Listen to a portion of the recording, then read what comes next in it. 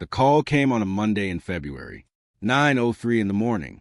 I was in the truck on the way to a job site in Delwood when my phone rang through the dash speakers and a man introduced himself as Richard Cale, attorney at law, and told me he was calling on behalf of my wife.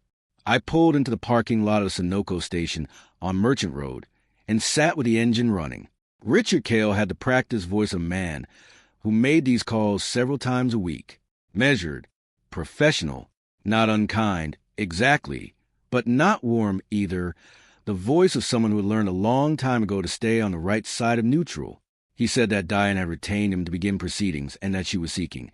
And I remember the exact phrase I've thought about a number of times since. An equitable split of all marital assets. He said she hoped this could be handled cooperatively and without unnecessary conflict. He said he looked forward to hearing from my representation at my earliest convenience. I said, I understand. He said he would follow up in writing by end of day. I said that'd be fine. I hung up. I sat in that Sunoco parking lot for 11 minutes. The truck was idling. A country station was playing something through the speakers that I couldn't have told you the name of then and couldn't tell you now. 2 cars came and went at the pumps.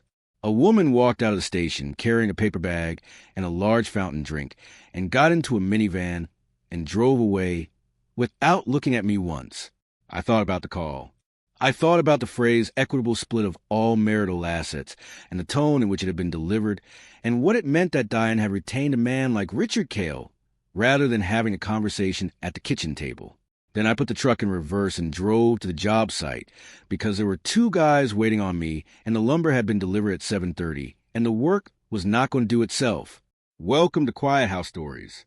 Get comfortable and remember, the people in these stories had every chance to behave themselves. They just chose wrong. Drop a comment and let me know where you're watching from. Hit that like button and make sure you're subscribed. Trust me, you're going to love it here. My name is Paul Jarrett. I am 44 years old. I have been in residential construction for 19 years, which means I started when I was 25 with a used truck, a Craftsman toolbox, and a reputation exactly as large as the last job I had finished. I own Jarrett Build Group now. 4 full crews, 12 employees on payroll, a service area covering 3 counties. I build it one job at a time. No investors, no inheritance, no windfall, just early mornings and kept promises and the kind of referral business that takes a decade to grow and a single bad job to lose. I am not a wealthy man in any way that makes headlines. I own my home outright, paid off the mortgage in 2021 for years early. I own my equipment. I have a retirement account that I have been contributing to since I was 27, carefully and consistently, because I grew up watching my father not do that, and I understood early what the end of that story looked like. The business throws off income every month, not dramatic income, not the kind you read about, but steady and real and entirely the product of 19 years of showing up. I have been married to Diane for 11 years. There is something that a man who builds things for a living understands about structures that most people don't think about until it's too late. Things don't fail randomly. They fail along the lines of their weaknesses, and the weaknesses are almost always present from the beginning. They are in the material, or they are in the design, or they are in the way 2 things were joined together that maybe should not have been joined in that particular way. You don't always see them on day one. Sometimes you don't see them for years. But a man who has been paying attention will notice the small shifts, the hairline stress in the concrete, the way a door that used to hang level has started binding at the top corner, the subtle lean that wasn't there last spring. I had been paying attention to Diane for 3 years. Not in the way a suspicious man watches, not constantly, not anxiously, not looking for someone to confirm what I feared. I want to be clear about that, because I think the distinction matters. I was watching the way a builder watches, noting load and stress and the small movements that happen before something significant gives way. The spending that did not reconcile with her salary, even accounting for the raise she had gotten in 2022. The evenings that did not quite account for themselves when I thought about them. The version of me she had started describing to her family at holiday gatherings. A decent man, she always said decent, a steady provider, a man without much ambition beyond the trade. She said it affectionately. She always said it affectionately. in the way you describe a piece of furniture you are comfortable with rather than a person you are proud of. And a woman who respects her husband does not describe him to his face the way Diane had started describing me by 2023. I noticed I didn't say anything. I kept showing up and doing my work and being a husband, and I paid attention. The folder started in March of 2024, a Tuesday afternoon. I was in the kitchen looking for the utility bill because I thought I might have shoved it in the junk drawer. We kept bills in a small basket on the counter, but things migrated, and instead of the utility bill, I found a credit card statement that I did not recognize. It was folded in thirds, tucked behind a takeout menu and a dead AAA battery, which is where things go in a kitchen junk drawer. When someone puts them there hoping they won't be noticed. I stood at the counter and unfolded it. The card was in Diane's name alone. I had not known it existed. The balance was $23,714.08. The statement covered 11 months of charges, and as I stood there reading to the line items, restaurants I didn't recognize, a hotel in Cincinnati in April, a hotel in Nashville in September, a series of charges at a jewelry store on the east side of the city that I had driven past 100 times and never entered, a shape emerged from the numbers the way a structural problem emerges when you finally see it from the right angle. Not surprising. That was the thing. It was not surprising. It was clarifying. I folded the statement along its original creases and put it back in the drawer exactly where I had found it, behind the takeout menu and the battery. I went out to the garage. I sat in the F-150 with the engine off for a while. The garage smelled like oil and sawdust the way it always does, the way it has smelled since the first week I moved in and started using the space. And I sat with that smell and the quiet and what I had just seen, and I let it settle. Then I drove to Beverly Holt's office on Providence Road. Beverly Holt has been practicing family law and asset protection in this county for 23 years. Her office is 12 minutes from my house. I had driven past it 100 times without having a reason to stop. She had been recommended to me by my older brother Dennis 4 years earlier, when Dennis went through his own separation, and Dennis had described her in the plain-spoken way he describes everything. She's methodical. She doesn't editorialize. She'll tell you exactly what you've got and exactly what your options are, and she'll let you decide. Dennis is a man of few words, and he does not waste them on praise. So when he says something like that about someone, you pay attention. Beverly Holt is a small woman in her early 60s with short silver hair and reading glasses on a chain around her neck. Her office is tidy without being sterile. A conference table with 4 chairs, a credenza with organized files, 2 windows that face Providence Road and let in good light in the afternoons. She does not have photographs of her family on the desk. She has a small ceramic cactus in the corner of the windowsill that has been there, I later learned, for 11 years. I sat across from her, and I told her what I had found. I told her about the credit card and the balance and the line items. I told her about the pattern I had been observing for the previous 18 months. The discrepancies in spending, the evenings, the hotel names on the statement. I put the credit card statement on her desk, and she read it without changing her expression, and then she set it down and looked at me over her reading glasses. She said, "How long have you been married?" I said 11 years. She said, "And your business, is it in both names or solely yours?" I told her Jarrett Bill Group had been solely in my name since its founding in 2007, that every document establishing the company named me as sole owner, that Diane had never had an ownership stake in it and had never been represented as having one. Beverly wrote something on her legal pad. Then she asked, "Do you have a prenuptial agreement?" I said yes. She looked up. She said, "Do you know where it is?"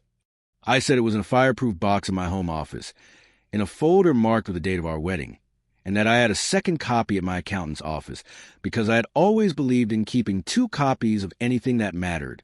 Beverly Holt looked at me for a moment with the particular expression of a professional who has just understood something significant about a case. She said, "I'd like to see that." I brought it to her the following Thursday. She read it fully, both pages, all the provisions, the signatures, the notary stamp. She read it the way she reads everything, completely, without hurrying, making small marks in the margin of her legal pad. When she finished, she set it down flat on the desk and said that it was a clean and enforceable document and that it had been properly executed and filed, and that it said exactly what I had told her it said. I asked her what that meant in practical terms. She said it meant that the business was protected entirely. It meant that the retirement account, which I had opened before the marriage and continued to fund under my name alone, was protected. It meant that the question of any separation, if it came to that, would be substantially narrowed to the marital home and to whatever joint assets had accumulated in the 11 years since the wedding. She said it was not a simple situation, but it was a much clearer situation than it might otherwise have been. I asked her what I should do. She said, "Right now, nothing different. Come back and see me when you know more or when something changes. In the meantime, I'm going to suggest we begin quietly documenting the financial picture, both what you have and what appears to be moving in ways you didn't authorize. Not aggressively, just carefully, the way you document a job site." I liked that she said it that way. I went home. I started the folder. Over the following 11 months, I added 27 items. I want to be honest about what that means because I think people hear the word folder and imagine something dramatic: surveillance photographs, confrontation recordings, the materials of an investigation. Most of what I gathered was quieter than that. A pattern of transfers from our joint checking account to an account I had no access to, totaling $14,830 over 7 months. Each transfer an amount small enough to not trigger any automatic notice. Dates from Diane's phone calendar that I was able to cross-reference on 2 occasions against her actual whereabouts. A receipt I found in the pocket of a coat she had asked me to take to the dry cleaner from a restaurant in Cincinnati, dated April 14th. A Saturday she had told me she was visiting a college friend in Columbus. A phone record from our carrier, which I was entitled to request as the account holder, showing a pattern of communication with a number I did not recognize across 14 months. I want to be precise about something. I am not a man who enjoys this kind of work. I am a builder. I like things that are straightforward. A problem, a solution, a result you can measure. The folder was the opposite of straightforward. It was slow and careful, and it required me to keep living a normal life alongside it. And there were evenings when I sat in the truck in the driveway for longer than I needed before going inside, because I was not sure I had the patience for another night of pretending I didn't know what I knew. But I kept going. I met with Beverly Holt 5 more times between March 2024 and January 2025. Once a month, sometimes less. Each time I brought whatever I had added, and she added it to her own file and told me where things stood. In November, she told me the picture was complete enough to act on. In December, she asked me what I wanted to do. I told her I didn't know yet. That was the truth. I had known for months what Diane had been doing. I had not yet decided what I was going to do about it. Those are different things, and I have never confused them. The decision found me on a Thursday evening in the second week of January. I came home from work, and Diane was on the phone in the bedroom with the door most of the way closed. I was not listening. I was in the kitchen putting groceries away. Chicken thighs, a bag of rice, a head of broccoli, the usual Thursday shop. I was not trying to hear anything. But our house is not large, and Diane's voice carries when she is animated. And she was animated. I heard my name twice. I heard the word eventually. I heard the word fair, the way you say it when you are not describing fairness, but entitlement. I heard the short laugh she uses when she is saying something she finds obvious, the laugh I had heard before in other contexts, across the table at holiday dinners when she described me to her sister, in which I had stopped reacting to publicly somewhere around 2022. I finished putting the groceries away. I put the chicken thighs in the refrigerator for tomorrow. I poured myself a glass of water from the tap. Then I sat down at the kitchen table. The kitchen was quiet. The refrigerator hummed. The overhead light was on. We had not yet switched to the warmer bulbs I had been meaning to put in for 2 months. On the table between me and the chair across from me sat the white coffee mug that Diane's sister had given us as a wedding gift 11 years ago. Wide-mouthed, hand-thrown pottery with a brown glaze and a slight imperfection on the handle where the clay had been pinched unevenly. The kind of mug that holds heat longer than a regular cup. I had never liked it particularly. It had always been a little heavy, a little unbalanced. Diane had always liked it. Over 11 years it had become furniture, the kind of object that sits in a house long enough that you stop seeing it. I looked at that mug for a long time. I had spent 11 months building a picture because I did not know what I wanted to do with it. I had told Beverly Holt twice that I didn't know yet. I had told myself that I needed to be sure before I did anything I couldn't take back, and I believed that was true, and it was true. But sitting at that table on that Thursday in January, I understood something I had been circling for a while. I had known what I wanted to do for at least 2 months. I had simply been waiting to be sure enough that I could do it without flinching, and I was sure enough. I picked up my phone. I texted Beverly Holt. "I'm ready. Let's talk this week." Her reply came in 4 minutes. "Thursday at 2 o'clock works. I'll pull the file." I set the phone face down on the table. I sat with the kitchen for a few more minutes. Outside, a car passed slowly on the street. Somewhere 3 blocks over, a dog barked twice and went still. The refrigerator kept humming. The white mug sat where it had sat for 11 years, holding nothing. I got up and started making dinner. Some men measure a long game in what they stand to gain. I have always measured it in what I refuse to lose. The business I had built before Diane entered my life. The retirement account I had started at 27 because I watched my father reach 62 and nothing, and I decided at a young age that would not be me. The 19 years of a reputation built one job at a time in 3 counties where people know who shows up and who doesn't. Those things were not negotiable. They had never been negotiable. Diane had known that when she signed the prenuptial agreement 3 weeks before our wedding in a room on Merchant Street, with 2 witnesses present. Her signature was on page 3. The notary's stamp was beside it. She had signed it. She had either forgotten or decided it wouldn't matter. She was wrong about that. Beverly Holt and I met on January 23rd, 2025, at 2 o'clock in the afternoon. I brought the complete folder, 27 items, organized by date, each one labeled in my drafting print. I am an engineer's son, and I learned early to write in the clear block lettering that leaves no room for misreading. Beverly went to the folder item by item, her reading glasses on her nose, making her small, precise notes on the yellow legal pad she always has in front of her. She did not react to any individual item. She reads the way she does everything, as an accumulation, looking for the shape of the whole rather than the drama of any single piece. When she finished, she turned the last page over and set the folder flat on the desk. She said, "This is a very complete picture, Paul." I said I had had time to put it together. She said, "What would you like to happen?" I told her. All of it. The business protected entirely. The retirement account protected. The marital home negotiated on whatever terms were appropriate given the documentation. A clean separation without spectacle. No courtrooms if it could be avoided. Beverly looked at me for a moment, and then she picked up her pen and started writing. She said, "I'll need you coming Monday to sign something." I said I could do that. She said 3:45? I said that was fine. I signed the document on Monday, January 27th at 3:45 p.m. I sat across from Beverly Holt at her conference table, and she walked me through the page. 21 lines, clean and specific, referencing the prenuptial by its filing date and docket number, establishing the scope of protected assets with the precision of a document that had been thought through carefully rather than drafted quickly. I read it twice. I asked one question about a clause in the 3rd paragraph. Beverly answered it. I signed at the bottom in my drafting print. Beverly signed as witnessing attorney. Her assistant, a woman named Gloria who had worked in that office for 9 years, notarized it without ceremony.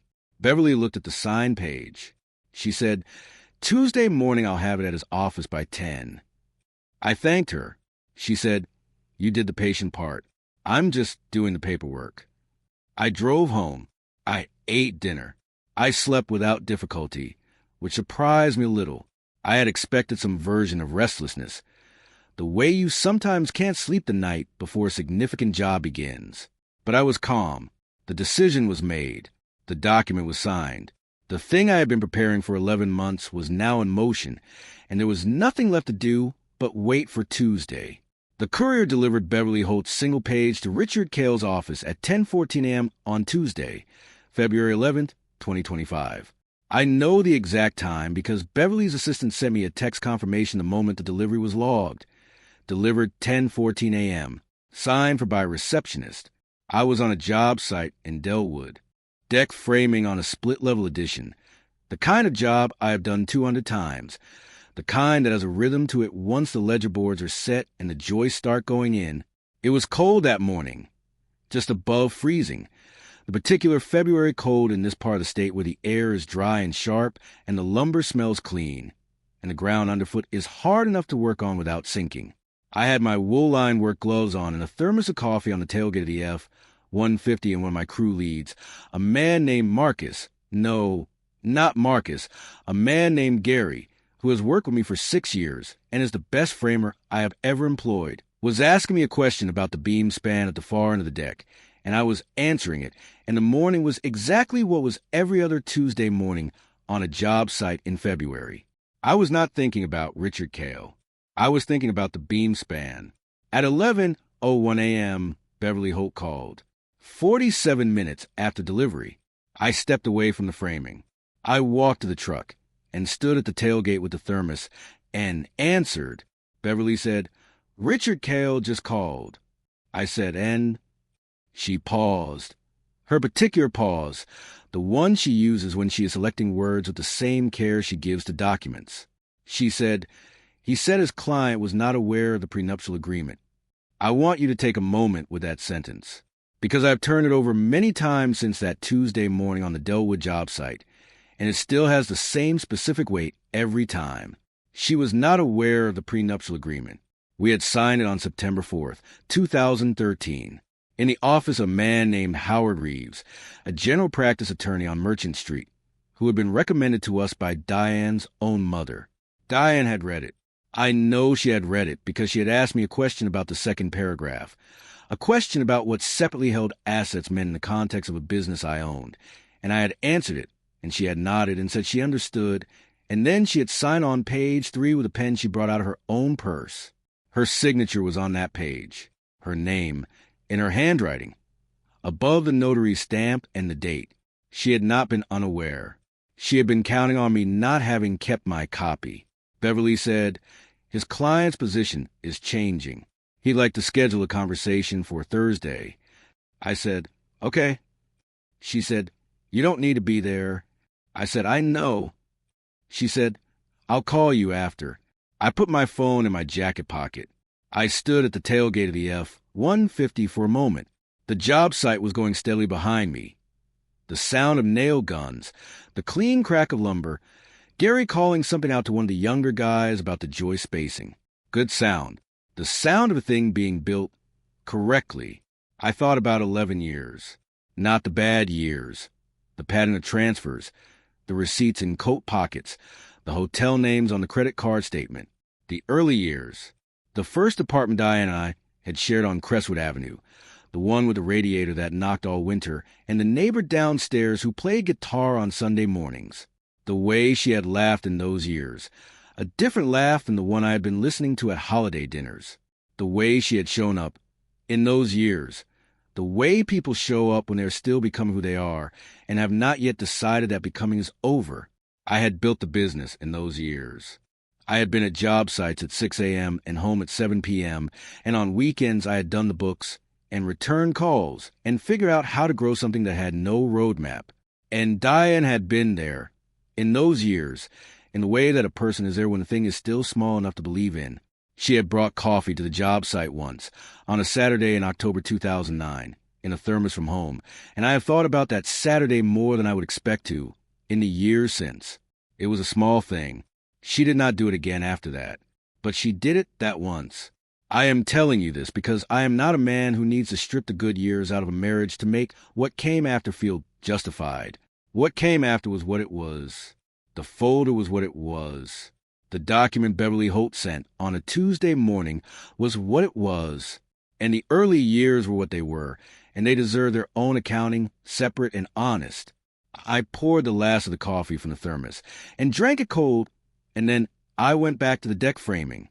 Beverly Holt and Richard Cale spoke on Thursday, February 13th, at 2 o'clock in the afternoon. I was not there and did not want to be. She called me at 4:22 p.m. She said, everything she asked for is off the table. I said, all of it. She said, the business is entirely protected. They aren't contesting it. The retirement account is protected. Same.